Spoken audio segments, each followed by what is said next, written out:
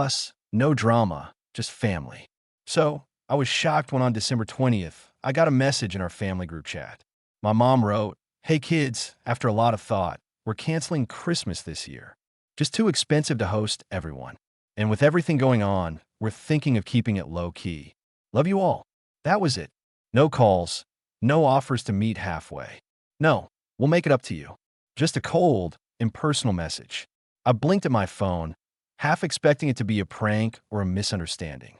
But when I replied, asking if they were sure, Emily just sent a thumbs up emoji and changed the group chat photo to a stock image of a sad snowman.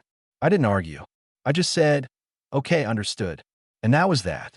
I didn't push for a call. Didn't guilt trip them.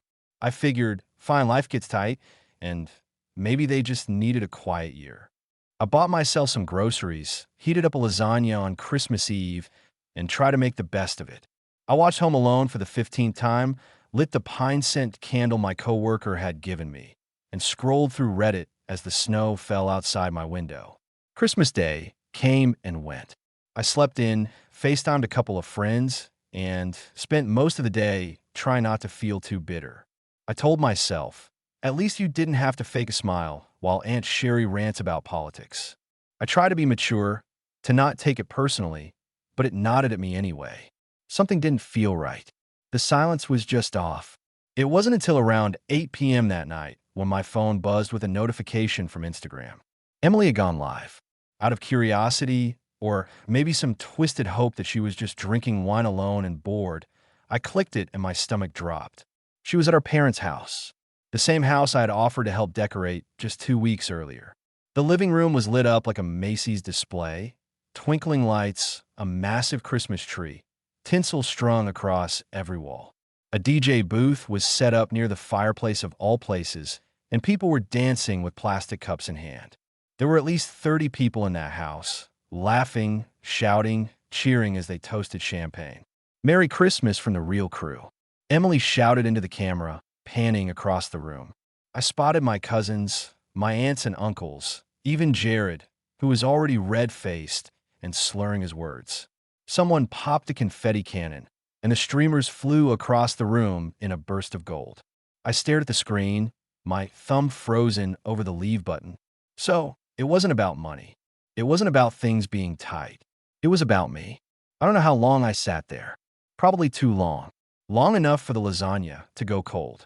Long enough for the candle to burn halfway down. I didn't cry. I didn't scream.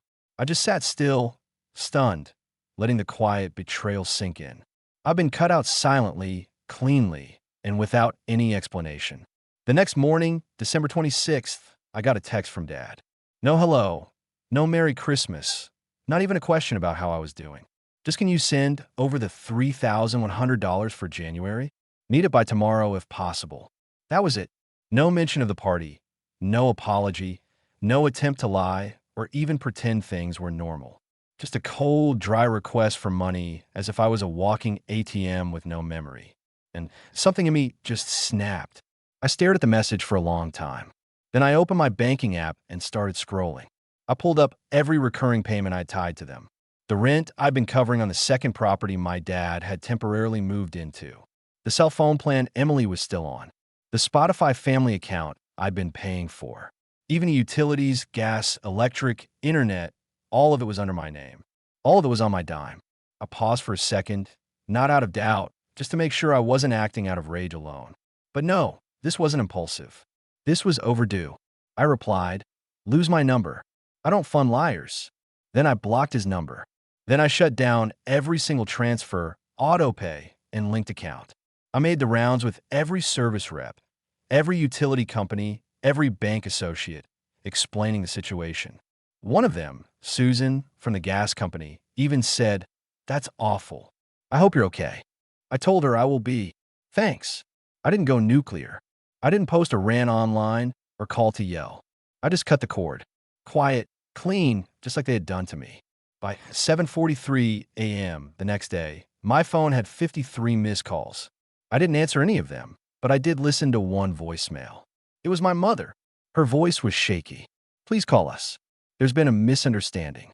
Just please call." I didn't delete the message.